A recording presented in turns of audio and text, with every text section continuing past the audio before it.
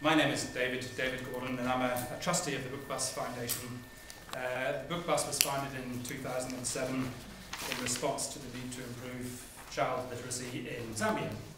The Book Bus believes that literacy is the single most important driver in reducing poverty in the developing world.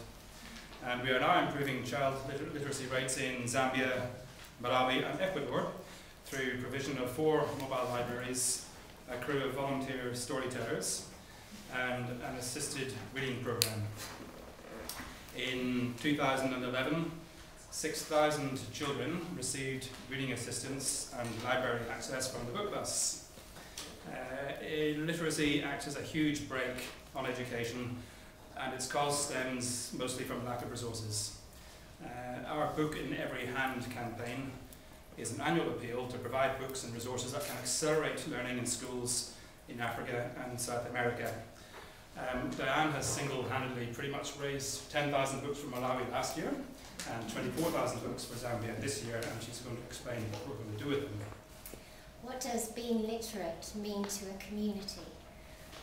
Reading instructions on the back of a packet of seeds to be able to grow food for their family, access to education, employment, being aware of health and social issues, and being able to contribute to a political democratic society. For the Book Bus, literacy begins with the children of those communities. The Book in Every Hand is getting books directly to the children and providing resources to the schools.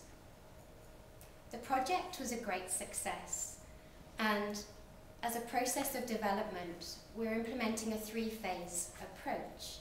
Phase 1 is working with local expertise. We're working with UNHCR, the British Council, Read Zambia, the local Minister of Education, but importantly the teachers and the individuals of those communities, in order to identify what their needs are, bespoke to each community we work in. We also identify a small group of individuals that will become reading champions. So they're there to support us while we're implementing the project, but after we leave in a sustainable way, they will be the ones to continue the work. Phase 2 is when the Book Bus visits the schools. It's magical.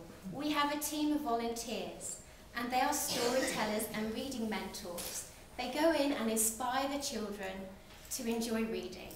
They do this through art and craft activity, drama, games, anything fun to inspire a joy of reading. Phase 2 is also about passing on skills and training to the teachers and the reading champions that we're working with.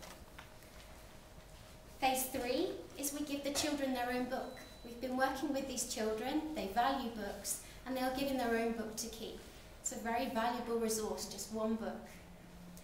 When we feel that the training has been successful with the reading champions, we provide the schools with a reading corner.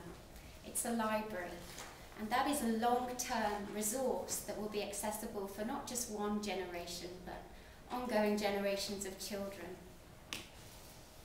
That sounds great. So Diane, tell us, why are we here today? Today,